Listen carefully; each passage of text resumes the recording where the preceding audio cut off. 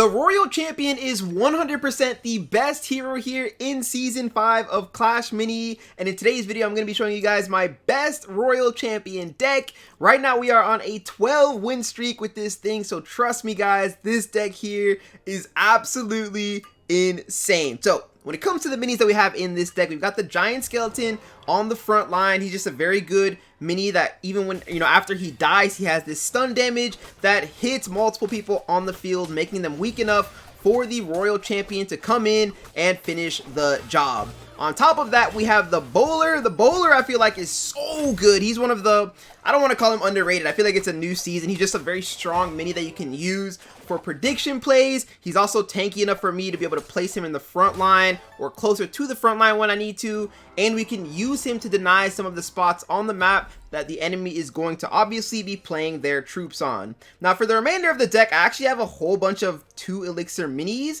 And the reason for this is I actually like to get to round 3. By the time we get to this round, I like to have our trinket. I like to get down our gizmo. So here we're going to be going with the mirror gizmo just to make it harder for him to push through on the map. And I'm actually going to be switching sides and going to the opposite side of the map. This gizmo here is just going to keep us alive. And the other minis, we've got the Archer, who's very good at attacking the enemy back line, because a lot of people are playing, the Archer Queen, or a lot of minis, like the Dark Goblin, who can just sit in the back and find some incredible value. So pairing her with the Barbarian isn't a new combination by any means. It's just a very strong combo so that we can hurry up and quickly take down their backline. And I mean, just look at this here. We are walking through this deck. As far as matchups, I haven't found a single matchup that I'm terrible against, but a very good counter, if you will, is the Wave Master. I feel like he is the most obnoxious one to deal with. And now going into our final round here, we are going to be bringing out the shield, the Swordsman. The Swordsman's a very good mini for us to be using here in this deck, because if we are going up against a Miner, who is usually one of those minis that can counter us a little bit, just because he can get to the back and get straight onto our Royal Champion, then having the Swords Master is such a good thing to do, because he has the ability to quickly kill the Miner, and he can do a lot of damage as well as a lot of stunning potential. So on any of these minis that are trying to come to us, we've got the Bowler to stun, we've got the Swordsman to stun, and the Giant Skeleton Death Bomb, of course. So here we're just going to walk them down once again, because even though he has a 2-star Magic Archer, I don't think that's going to be anywhere near good enough to beat us here. It's just, yeah, we're just walking them down, and now, boom, we're going to get the ability off. That's going to finish the back line, and we'll be able to walk through and beat that Barbarian King deck 3-0. Alright, so now we're going up against a Countess. So we're going to be playing our Royal Champion. The entire game, we're putting her on this tile here, unless things change a little bit. Unfortunately, it is kind of close to the front, so we'll have to adapt our playstyle, but I don't really mind it at all. We'll also put, Barbarian wants to be the first one to die here. The Archer should get targeted by the Countess one way or another, so our Royal Champion should be okay. But let's see here. That P.E.K.K.A, man. That P.E.K.K.A. Oh, that crit damage is nuts. But P.E.K.K.A is going to fall here to that ability. The unfortunate thing is the Archer's alive this entire time. And round 1, it should go to the Countess. Unless, oh, no, there's no way. We killed her, actually, so we should be able to walk her down. Nice. We might get, I don't know if lucky is the right word we want to. Oh! The Royal Champion clutches it up. I was thinking maybe from the dead with the timer, it might all come out nicely, but that works out pretty well there. So once again, we want to make sure we get down our ability. So we have double Swordsman right here in the front. So I'll go ahead and do that. We'll put the Barbarian away, bring out the Giant Skeleton, and we'll see which gizmo we can play here. I think the Hot Pot might be our best bet. So we'll go with a Hot Pot, even like in the front. I don't mind it being one of the things that tanks. If it just dies, it dies. That's fine. But I think getting the Hot Pot out in the front. Why am I playing the Archer so far back? I'm trolling. I messed that up, because you want her to be in the front to die. She should still get killed by the Countess, which is a good thing.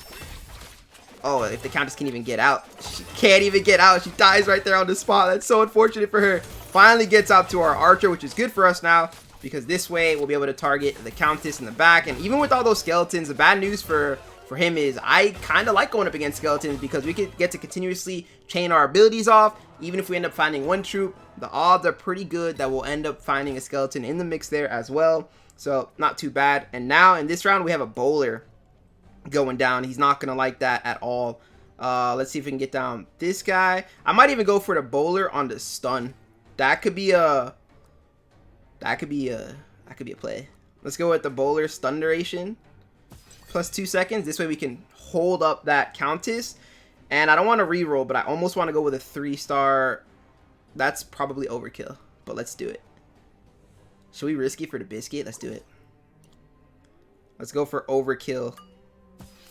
let's go for overkill here.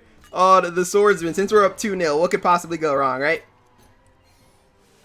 So we're able to bowl. That's going to stun the Countess, keep her out of the fight for a while. And now, oh yeah, look at the stuns. Get them stuns off. Now the chains are going to start to come in here. We'll land a big chain. Big chain. You're going to take down the... Oh, big chains!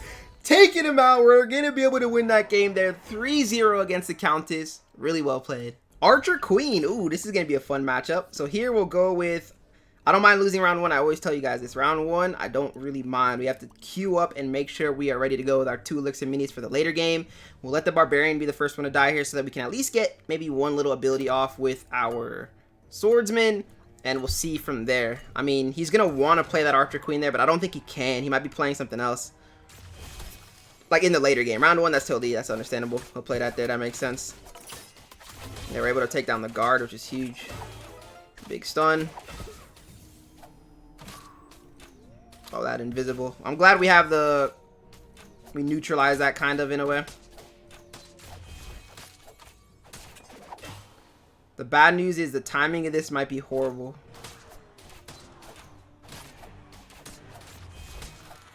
Oh, because she used her ability, we actually stay alive with 1 HP in there, and we're able to kill her there. So that's big for us.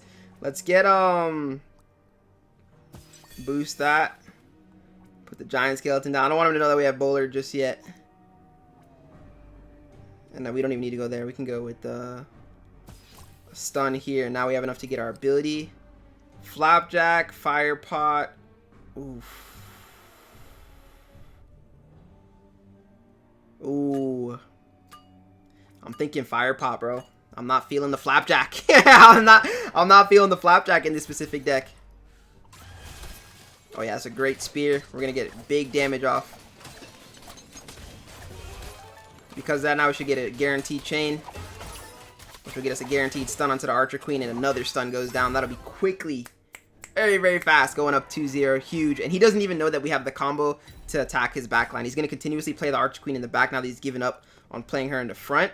And that will be... Honestly, we will play all these guys up front. Like I said, I want to make sure that she's not the furthest one back. Otherwise, we could end up in trouble. Let's go with the speed boost. 1, 2, 3, 4. I'll even roll again, see if we can get our bowler. I don't think I need to get the double star. I could double star, but I don't think I need to on the Archer. This should be perfectly fine. Play everybody up front, close and personal. Huge bowl is going to stun, and we're also going to get a big damage off onto the Archer Queen with our Royal Champion's ability. Bang, bang. That'll be a chain. Almost get a double chain, which is totally fine, though. We got the guys that spawn out of the thing. Oh, look at the big damage he put down. Like I said, Magic Archer's strong, but not strong enough. He's not going to be able to get through our Royal Champion, and that's a very flush 3-0 win there over the Archer Queen.